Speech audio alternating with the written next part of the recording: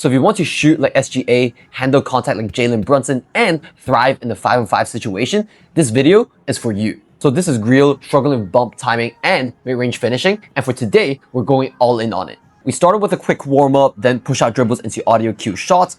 I'll basically call out left, right, or back, as you can hear in the video, and Grill redirects his momentum to make the shot. This is kind of really huge for shorter players, learning to shoot mid-air no matter how your body is turning, especially when we're really trying to get away from the lengthy wingspan of taller defenders to kind of create that space to make that shot. And next, we really worked on the patience after screens, just like Brunson or Trae Young, which is their favorite moves after the defender trails around them. So the key is waiting after the screen so the defender's momentum bumps into you naturally. That extra dribble kind of lets you read the defense. Like, is the big man dropping? Is the help defense collapsing? So you really want to hold your ground, stay strong, and then make the next move. And then we used the same exact drill, but then we moved into floater. And some of the key tips I really gave him was to keep the dribble low, almost killing the dribble right before the pickup, so then the defense can't actually strip your shot or your layup. And then using the footwork to split before actually swinging, which is another variation that he can actually try. And I'm just trying to give him different footwork to kind of try out to see which one is more comfortable for him.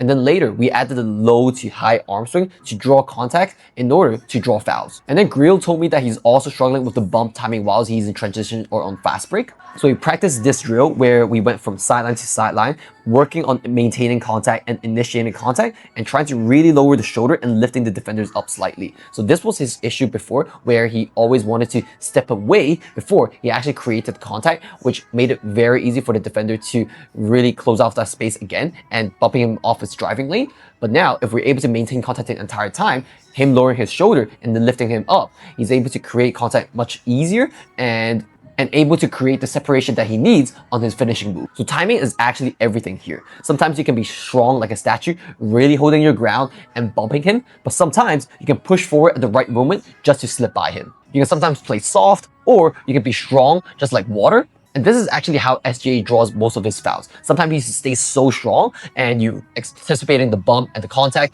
but then at that moment, he immediately becomes very flail, and then people will call him like a foul merchant, but it's actually a very good tactic if you're able to understand the timing of bumps and when to be strong or soft. This is basically like the water analogy. You know how water can sometimes crash really hard, but they can also just flow normally. So it's just being strong or soft at the right timing. And this will really help you with drawing fouls whilst you're attacking the rim. And afterwards, really integrated back into a fast break scenario, curving around the chairs and using bumps and slip-bys to finish for points. And on a few moves, I noticed that he really likes to go laterally after a bump. So I showed him how he could actually keep spinning forward to maintain the advantage, or immediately go into behind the back by wrapping around him so that he can actually maintain the advantage, and the defender will need to then open his hips in order to chase up to him. And then after we repped out for some of that, we integrated back into gameplay. And then finally, we finished off with me behind him as a defender, and I'm just trying to really steal the ball away from him, and he's protecting it. And then he's going to initiate the contact to create a step back and trying to finish in the mid-range area. So he really needs to protect the ball before contact and finishing strong. So we built out a lot of reps there, building muscle memory for mid-range shots even under pressure, and how to actually initiate the contact to create the separation that he needs for the open shot. So that's a full skill session. Mid-range, bump timing, finishing through contact. But as we know here, skills alone aren't enough. If you don't have the skills, but you have the physicality, which is good, you'll be a rookie because you still don't have the skills to kind of demonstrate it in the game or have the coordination to dribble the ball and actually finish around the rim. If you have the skills, but you don't have the physicality, it might take you to a good level.